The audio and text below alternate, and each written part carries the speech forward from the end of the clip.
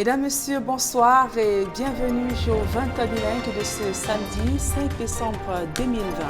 From Armstrong Sandavutibili. Bonsoir Nadine Yambo. Good evening ladies and gentlemen. Thanks for joining us on the 8 p.m. bilingual newscast on Equinox Television. We are live from Equinox Central News Desk in Douala, Cameroon's economic capital city. On our top stories are people in the middle of conflicting forces. The people of the northwest and southwest regions of Cameroon, 24 hours to the pioneer regional elections across the country. Parts of the northwest and southwest regions called the Anglophone Cameroon have been forced into a separatist-imposed lockdown, a lockdown that has paralyzed economic and social activities. But councillors in these regions, just like others of the 10 regions of Cameroon, are poised to vote tomorrow if the regional elections will paint a picture of the northwest and southwest regions prior to the elections. In this edition of the news, the top story. À la une de ce journal, l'affaire Paul Chouta va-t-elle connaître une issue favorable? Après 19 reports, le procès du blogueur camerounais a repris cette fois-ci devant le tribunal de première instance de Yaoundé. Ses avocats se disent donc prêts à démonter de toutes pièces les accusations d'injures ainsi que de diffamation qui pèsent sur lui. Scène de joie et d'émotion intense à l'arrivée de Djali Amal à Douala après un parcours exceptionnel à l'international et sa victoire au prestigieux prix concours des lycées 2020. L'écrivaine camerounaise a été accueillie en triomphe à l'aéroport de Douala pour également saluer pour son parcours, son palmarès littéraire et même que son combat contre les mariages forcés. Voilà pour le sommaire.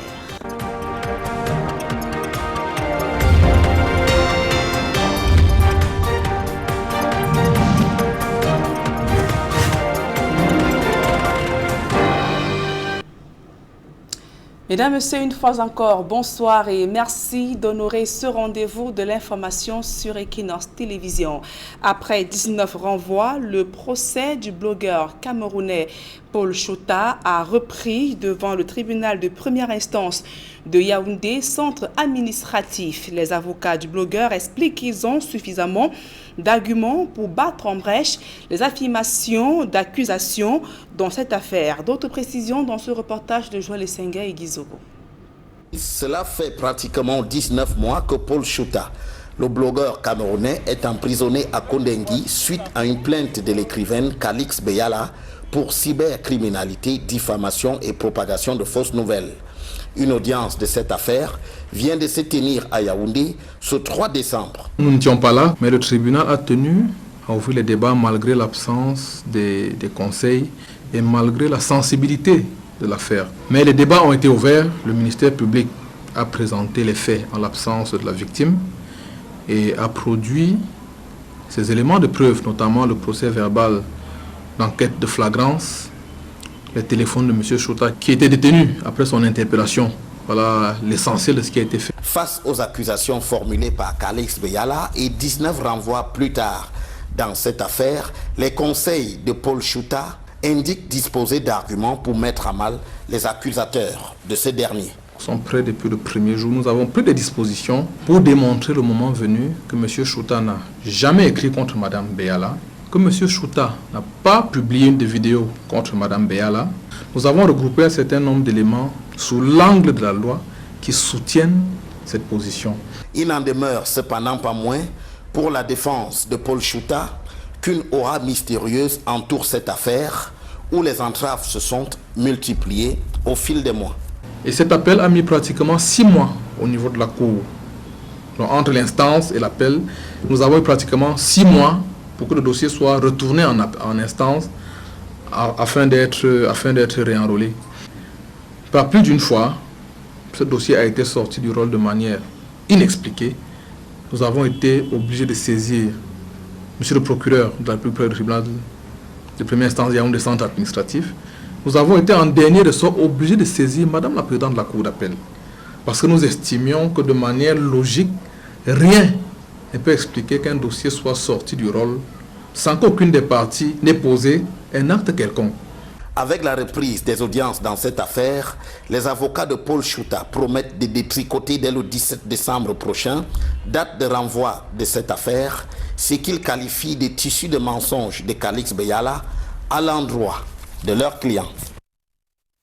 Et parlons à présent de ce phénomène qui va grandissant au Cameroun. Il s'agit notamment de la cybercriminalité. Le fléau inquiète dans le septentrion, d'autant plus que plusieurs personnes sont victimes d'arnaques. Les entreprises, tout comme les administrations publiques, ne sont pas à reste. Et l'Antique vient donc d'effectuer un séminaire de sensibilisation à l'attention des magistrats ainsi qu'officiers de police judiciaire en Gaoundéré. D'autres précisions dans ce reportage de Jean-Blaise Noupéé et Eric Fopoussi. Les régions du septentrion sont le théâtre d'une percée majeure de la cybercriminalité.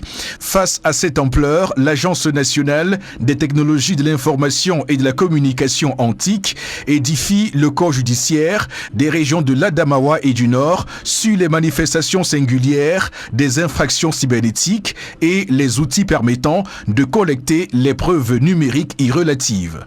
Nous avons réellement une grande proportion en ce qui concerne la cybercriminalité parce qu'il se passe une semaine que nous puissions enregistrer des plaintes en ce domaine. Il est question de se mettre à jour sur ces infractions et sur la manière de les réprimer et de ne pas avoir peur de prononcer des peines même si on estime qu'elles sont lourdes, elles sont importantes. Au Cameroun, la question est régie par la loi de 2010 relative à la cybersécurité et la cybercriminalité.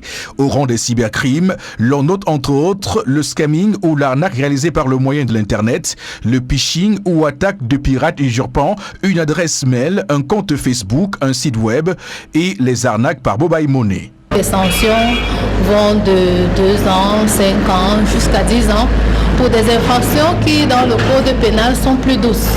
Et il nous a justement été particulièrement recommandé par la chancellerie d'appliquer la loi de 2010.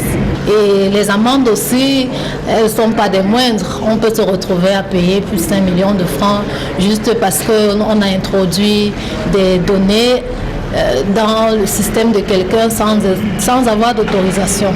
Une mise en garde est lancée aux cybercriminels. Que ces cybercriminels tiennent vraiment, je leur envoie une mise en garde parce que nous allons dorénavant les traquer et dans leur dernier retranchement. Cette formation continue des magistrats et officiers de police judiciaire des régions Adamawa et Nord s'est faite au cours d'un séminaire de sensibilisation de 2 jours organisé par l'Agence nationale des technologies de l'information et de la communication antique. Et comme annoncé à l'entame de ce journal en littérature, après un parcours exceptionnel et élogieux à l'international, l'écrivaine camerounaise Djaïli Amal est de retour au Cameroun. Elle a été accueillie en triomphe par ses proches, amis, membres de la famille à l'aéroport international de Douala. Tous sont venus donc saluer son parcours exceptionnel, comme je le disais, de même que ses performances et son engagement littéraire. D'autres précisions dans ce reportage que signent Cédric Chouna, Cédric Dine et Kediara. Retrouvailles enflammées dans la salle d'attente de l'aéroport international de Douala. Djaïli Amadou Amal, le prix Goncourt 2020 des lycées, en larmes, dans les bras de son époux. Je suis très émue. Ça a été une grande émotion tout au long parce que ça dure quand même depuis septembre. La première sélection, la seconde, la finale des lycéens. Et je suis très fière aujourd'hui d'avoir remporté pour le Cameroun. C'est notre trophée à tous. Entre ses mains, le prestigieux prix littéraire, version lycée, qui a fait vibrer l'écrivaine, le Cameroun et le monde francophone pendant plusieurs semaines. L'écrivaine est reconnaissante de tout le soutien qu'elle a reçu tout au long de ce parcours. Durant ces mois de sélection, même les personnes qui n'avaient jamais entendu parler du concours, les personnes qui ne s'étaient jamais intéressées à la littérature se sont intéressées. À chaque fois que j'ai vu les vidéos des jeunes qui me disaient bon courage et tout, du Cameroun, partout, de toutes les régions du Cameroun, et également de l'Afrique. Je me sentais courageuse, je sentais que j'avais derrière moi une force positive qui me poussait à aller faire les interviews, à aller à la radio, à la télévision, défendre mon roman, défendre notre roman, défendre les couleurs de notre drapeau national. On a réussi. Ce concours-là, il est le meilleur parce qu'il vient du cœur. C'est les jeunes, 2000 lycéens qui ont voté. Attendu à 18h, le vol de Djaili Amadou Amal a finalement foulé la piste d'atterrissage de l'aéroport international de Douala à plus de 21h. Pourtant, fidèle à son soutien, la fanbase de l'écrivaine a patiemment attendu sa sortie pour lui témoigner en chanson, en cris et en effusion tout son amour.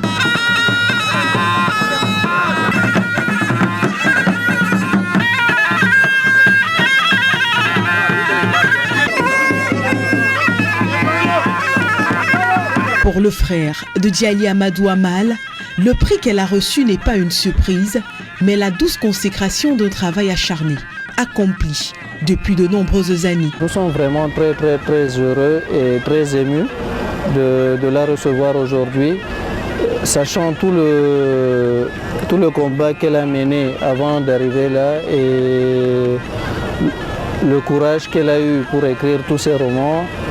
Le combat qu'elle est en train de mener pour la cause féminine dans le monde. Depuis tout petit, on la voit tout le temps dans ses bouquins, tout le temps en train d'écrire. On sait que ça devait arriver et c'est arrivé. Son époux, quant à lui, satisfait de son exploit, ne tarit pas d'éloges à son sujet. Nous n'avons pas pu retenir nos larmes, donc nous sommes très fiers d'elle.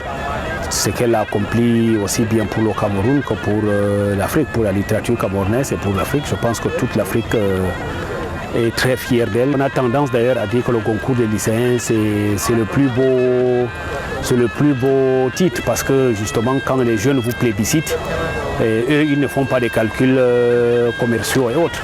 Ils jugent uniquement les ouvrages et si vous avez bien vu la proclamation des résultats, il y avait 10 délégués. Elle a eu 8 voix, le deuxième venait avec 1 voix et le troisième venait avec 1 voix. C'est le 30 novembre dernier que l'écrivaine a été désignée prix Goncourt des lycées, après que l'écrivain Hervé Letellier lui ait ravi la vedette et a été désigné prix Goncourt 2020 avec son ouvrage intitulé L'Anomalie.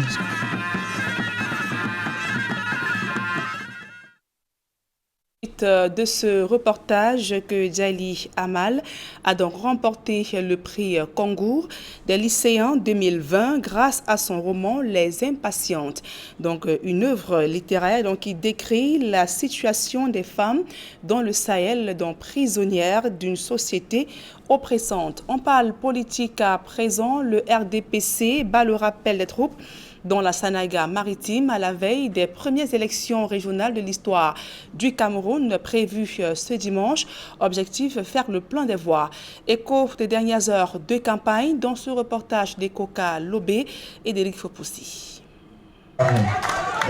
Le RDPC dans la Sanaga maritime fait le plein de confiance à la veille des régionales de dimanche 6 décembre 2020. Toute la semaine, Jean-Ernest Ngalé-Bibeye a fait le tour des 11 arrondissements du département. Le président de la commission départementale de supervision de la campagne du RDPC a demandé aux conseils municipaux de ne pas trahir la confiance de leur parti en votant massivement. Chers camarades, le parti, le RDPC, a-t-il mal fait de vous investir? Non. Le RDPC a-t-il mal fait de faire de vous des conseillers municipaux? Non. Le RDPC a-t-il mal fait de mobiliser tous ses membres pour cotiser pour votre campagne? Non. Ne l'oubliez donc jamais. Dans la Sanaga maritime, le RDPC contrôle 10 communes sur 11, mais le ministre des Transports prescrit la prudence. J'ai comme coutume de dire qu'aucune élection n'est gagnée d'avance. Même avec 242 grands électeurs sur 272, rien n'est gagné. Donc il faut les rassurer. Les 15 candidats RDPC, s'ils sont élus, entendent défendre l'intérêt des populations au niveau de la région. Moi, comme je l'ai dit, faciliter déjà l'accès au financement. Comme je l'ai dit, je le dis toujours, et créer, faciliter, vulgariser ce qu'on appelle la création des PME, promouvoir même déjà la création d'entreprises, surtout dans le secteur agricole, cher au président de la République. Dont la Sénégal maritime, le RDPC qui compte 243 conseillers municipaux sur 275 est opposé au PCRN qui n'en compte que 30, au MLDC et à l'UPC qui ne possède pourtant aucun, les deux autres appartenant au SDF qui, lui, ne prend pas part au scrutin. Et dans le reste de l'actualité, la commune de Bonalea, dans le département du Mungo, est confrontée à plusieurs difficultés telles que le mauvais état des routes, absence d'eau potable et d'électricité. Le nouvel exécutif installé il y a quelques jours donc entend œuvrer afin d'offrir un cadre de vie approprié à ces populations. Le reportage de Isabelle Carole Zopet et Claude Eukwa. Bonalea dans le Mungo, qui vient d'être officiellement installé à leur fonction par le préfet de ce département. Il s'agit entre autres des difficultés d'accès à l'eau potable, à l'énergie électrique, du mauvais état des routes. Un réel calvaire pour les populations bien connues de ces autorités locales qui promettent de tout mettre en œuvre pour améliorer leur cadre de vie. Si dans un village en 2020, il n'y avait pas d'eau, en fin 2021, il faudrait qu'il y ait de l'eau. La lumière demeure une priorité également. L'entretien des routes va se faire. Nous allons construire un bloc de maternelle en Bonjo parce que nous nous sommes rendus compte que dans certains villages, les tout petits font 8 à 10 km pour aller à l'école, à la maternelle. En présidant cette cérémonie, le préfet du Mungo a instruit à ses élus du peuple de faire de ce peuple leur seule priorité et aussi de prendre toutes les mesures qui s'imposent pour barrer la route au Covid-19. Une obligation, c'est un devoir de nous protéger et de protéger les autres. Continuons à porter nos masques et à respecter toutes les mesures barrières visant à lutter contre la pandémie. Pour les populations de Bonalea, seule la réalisation concrète des projets pour améliorer leurs conditions de vie permettra de savoir si oui ou non elles ont fait le bon choix le 9 février dernier. Et dans la région de l'Ouest Cameroun, les habitants du village Bandrefam et ses environs rêvent de sortir un jour du sous-développement. Là-bas, plusieurs localités sont confrontées à un enclavement en raison de la vétusté du réseau routier. Les travaux de réhabilitation du tronçon Bangan sont donc en cours d'exécution. Ces populations espèrent que ces travaux vont donc impulser le développement de ces localités. Le reportage d'Élisée Borba et de Marcelin Gansop. C'est un projet majeur dans la mesure où c'est la première fois que le village de Bandrefam rêve de voir le bitume. Ces nuages de poussière ne seront bientôt qu'un lointain souvenir. Entre Bangwa et Baganfokam, en passant par Bandrefam, des engins sont en mouvement. On dirait l'hirondelle qui annonce le printemps des beaux jours. Les travaux de réhabilitation sont loin d'être achevés, mais les populations rêvent déjà de sortir de l'enclavement qui n'avait que trop duré. Je suis sur ces routes depuis 2003. Je pense qu'on a beaucoup d'intérêt. Nous, on gagne beaucoup parce que j'ai eu à perdre au moins 2 véhicules. J'avais d'abord la 92, après la TSL. Mais je vois que par rapport, depuis qu'on a commencé ces routes, j'ai fait 2 semaines sans aller au garage. Donc c'est beaucoup de bonheur pour moi déjà. Pour ceux qui peuvent connaître la valeur d'un véhicule, avoir un véhicule comme ça, occasion berger, et que ça ne te fait pas un an, ça c'est beaucoup de malheur. Maintenant on peut résister avec un véhicule sur ces routes. Les travaux en cours annoncent la fin d'un calvaire qui a laissé des marques indélébiles. Entre le marché de Kamna à Bangwa et Bandrefam, il faut parcourir environ 4 km. C'est une épreuve de nerfs, aussi bien en saison des pluies qu'en saison sèche. Dès le départ, la route de Bandrefam jusqu'au goudron, là, elle était franchement mauvaise. Bon, quand je vois présentement les choses sont en train de s'améliorer par rapport à avant. Et j'aimerais que le goudron arrive vraiment excellent. Ça va développer le secteur. Les activités vont mieux se dérouler qu'auparavant. Auparavant, quand il pleuvait, les mamans payaient 2 fois 2000 pour aller au marché. Je pense que dès à présent qu'on est en train d'améliorer la route, ça va encourager beaucoup d'elles de faire l'agriculture. Il n'y aura plus de dire qu'il a plu. Je pense qu'avec le temps même, le transport va diminuer. Heureux et motivés par les travaux entrepris sous l'égide du ministère de l'Habitat et du Développement urbain, les filles et fils de Bandrefam sont mobilisés autour de leur chef pour engager le désenclavement des différents quartiers et ainsi donner une chance au développement. Je suis tellement fière, heureuse, parce que là c'est un grand travail et il mérite des encouragements pour aller même au champ, pour se rendre là où elle cultive. Ça devient plus facile qu'avant. Ça veut dire que moi qui suis jardinier, je fais ma tomate, je pose en route, la voiture vient me porter aisément. Je fais mes pastèques, la voiture vient me porter aisément. C'est ça le développement. J'ai vécu quelque chose d'extraordinaire. L'élan de cœur des fils de Bandrefam. Et cela pour moi témoigne, s'il en était encore besoin, de l'amour qu'ils portent pour les villages. Aujourd'hui, c'est une autre page de l'histoire de ce village, du village Bandrefam que nous écrivons à notre ère. Sur le terrain, les travaux se déroulent sans incident, qu'il s'agisse de ceux de la route principale qui ressort par Mandja à Baganté, que ceux des voies secondaires qui permettent de désenclaver les principaux bassins de production agricole. Comme difficulté qu'on rencontre sur le site, c'est souvent les pierres. Le vœu des populations est de voir ce projet arriver à son terme dans les délais contractuels. Comme on lance les travaux là, que cela ne s'achève pas au milieu, qu'on finisse ce chantier, parce que la plupart des chantiers au Cameroun généralement, on ne finit pas cela. Ce projet s'inscrit dans le cadre des travaux de réhabilitation de certaines voiries urbaines dans les villes d'accueil du Chan 2021 et de la Cannes 2022. Ils permettent à Bandrefam et aux villages avoisinants de rêver grand. L'espoir de voir bientôt Bandrefam devenir Bandreville, c'est le rêve des villageois certes, mais aussi de leur élite qui porte le projet pour qu'en dehors de la route principale qui est supportée par le Mindu, des voies secondaires soient désenclavées pour permettre aux populations d'espérer un meilleur avenir. Ici Bandrefam, Élisée Borba, Marcelin Gansop, Equinox Télévision. À présent, la deuxième partie de ce journal en langue anglaise avec vous, Fomi Armstrong Sanda. Thanks, Nadine Yambo. Ladies and gentlemen, thanks for joining us in the second segment of information in the English language. We are live from Equinox Central News Desk in Douala, Cameroon's economic capital city.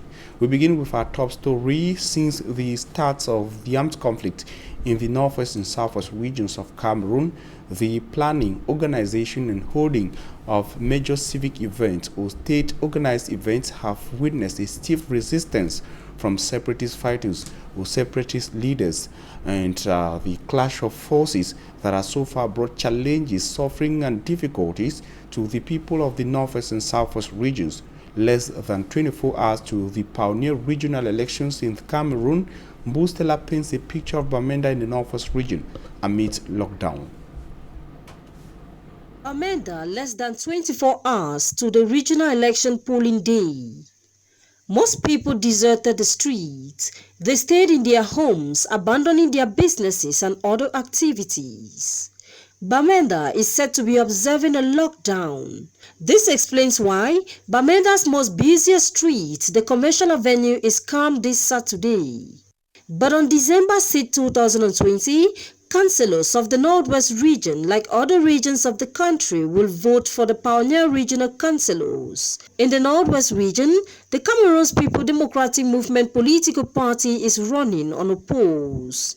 During the twin election of February 9, 2019, they grabbed 33 out of 34 councils that make up the Northwest region. During campaigns for the regional election, messages centered around the merits of the special status arrived at during the major national dialogue. Section 3 of Law Number 2019/24 of 24th December 2019 to institute the General Code of Regional and Local Authorities spells out the contents of these special status, but on the field in the Northwest and Southwest regions, its implementation is a wait and see. Irrespective of the challenging context in the two Anglophone regions of Cameroon, municipal councillors forming the Electoral College have so far expressed high expectations from those who will be voted to be pioneer regional councillors, especially in the Anglophone regions of Cameroon. Tomorrow, Obenge Hele, who is mayor of Andek Council in the Momo division of the Northwest region of Cameroon, spoke to Mbostela. He says he expects high and more from the people who will be voted tomorrow with regards to resolving the armed conflict. Take a listen to him. We and our councillors of Momo Division were fully motivated, very fully motivated. All of us are presently in Bengui. We are camping together to make sure that everything is intact before tomorrow morning. We expect that we shall be working in total synergy with our colleague councillors who will be going to the regional house, and so that with them and or through them, we shall be able to get our own quota of the 15% which is promised in the 2019 law.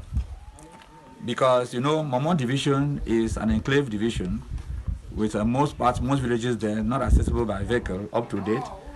So we expect that when this law, when this regional council shall become fully operational, we shall be able to, together with the regional councillors, disenclave our subdivision, improve on the market to or farm to market routes, empower our local population in one way or the other, because we need to make the division more vibrant.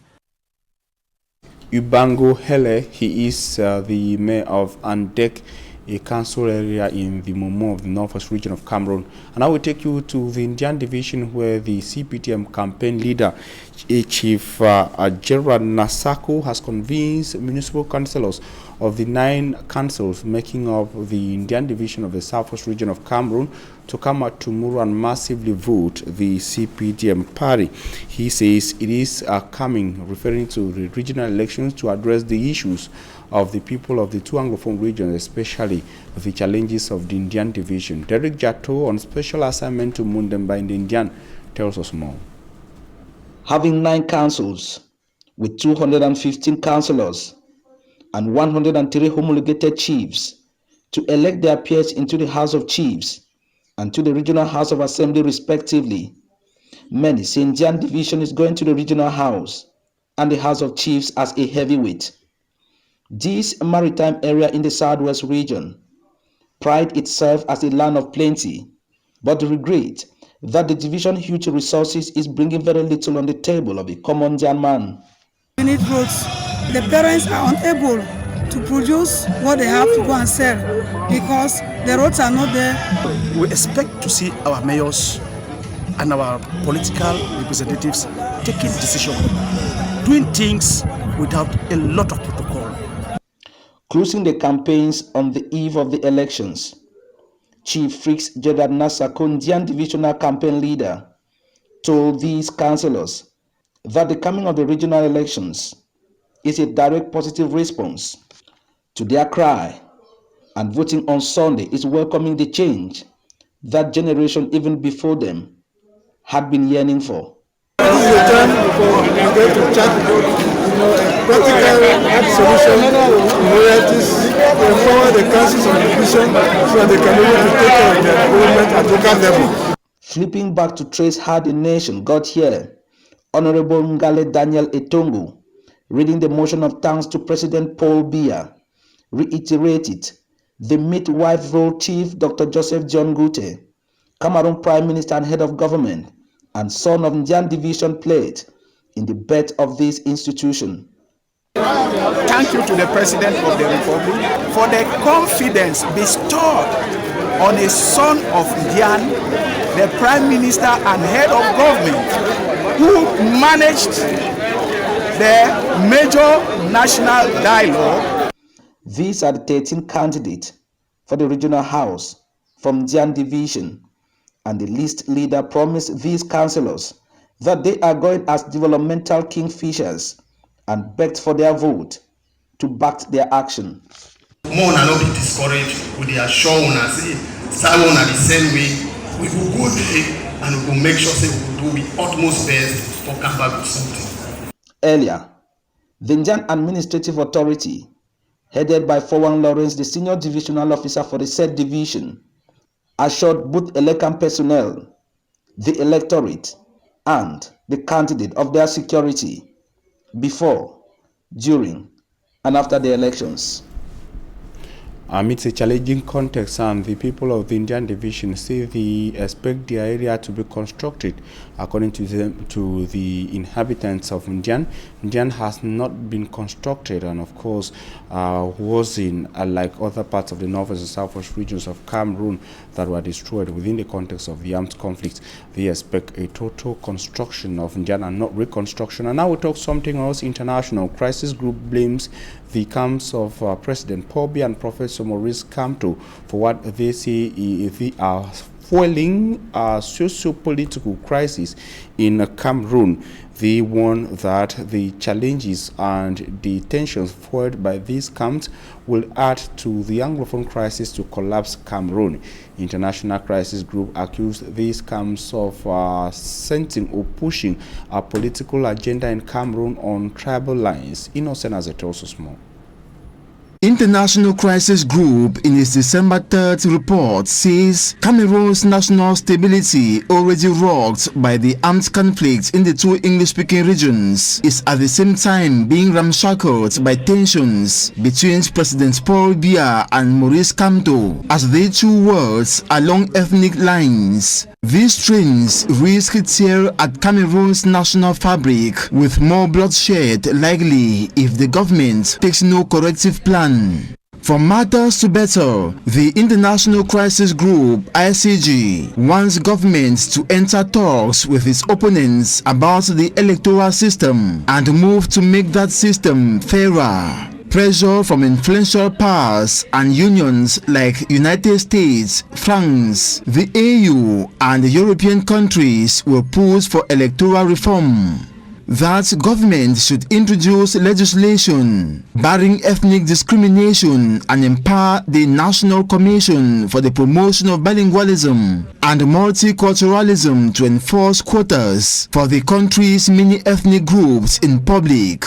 With regards to organization of the regional election December 6th, in the context of the COVID-19 pandemic, ICG knows government has only helped to exacerbate tensions. ICG is equally concerned with the way social media, especially Facebook, is used by both parties. That the Cameroonian politicians and the public are making more use of social media to press home their messaging and their views. While the growth of social media has been a boon for free speech, the sector is weakly regulated. Activists of all political persuasions use it to propagate misinformation, widen ethnic divides, and even incite violence. Inflammatory content online pitting Bulu and Betty against Bamileke has increased tensions. According to ICG, any action the government takes in the name of curbing hate speech is usually small screen for repressing its opponents. It adds the opposition on its part has done little to moderate its supporters' tone and instead blames the government for tribalizing politics to sow division amongst Cameroonians who oppose President Paul Biya. ICG also blames Facebook for not devoting adequate resources to stop toxic online discourse. ICG concludes that President Paul Biya should be wary of leaving behind a country riven apart not only by fighting and mounting separatist sentiment, but also by wider tensions endangering Cameroon's historically relatively amicable inter-ethnic relations. That acting now to mend fences with his opponents and cooperating with Facebook to stem hate speech would go some way towards minimizing that risk.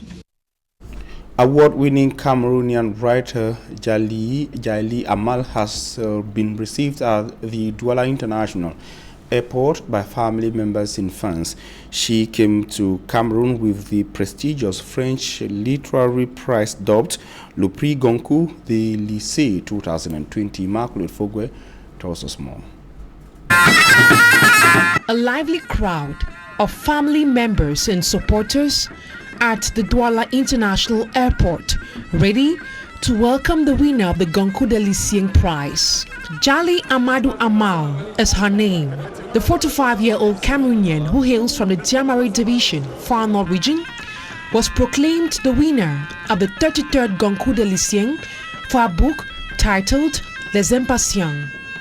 The book narrates the lives of 3 women known as Ramla, Hindu, and Safira as they contend with injustices of early marriage and gender-based violence in polygamous households.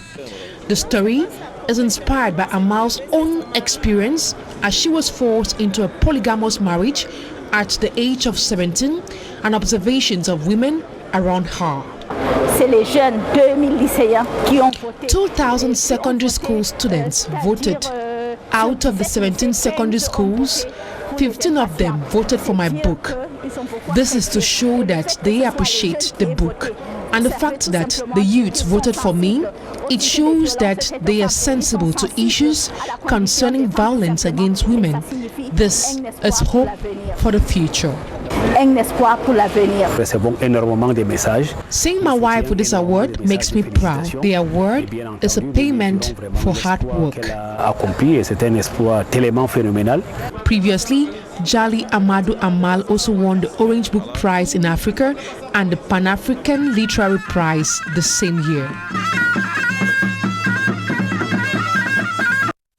The Extraordinary African Union Summit has opened today with focus on green hate speech, ethnic tensions across the African continent, terrorism, and rising armed attacks across the continent. Charles Ikume tells us more. Under the theme, Silencing the Guns, the African Union will hold its 14th Extraordinary Summit this December 5th and 6th by video conference. The objective of the summit is to reflect on the means to end conflicts on the continent already weakened by the proliferation of terrorism, violent extremism, radicalization, separatism, and the flow of illicit arms. The Pan-African organizations will also examine the root causes of various crises which destabilizes certain countries in Africa. A summit whereby the President of the Republic of Cameroon, Paul Biya, will be represented by his Minister of External Relations, Lejeune Belambela, to find solutions for an exasperated nation which has been suffering from a series of crises for close to a decade. The Boko Haram raids in the northern territory of the country, which has claimed several lives over the years, and the recent Anglophone crisis, which has hampered the nation's economy for close to 4 years and still counting,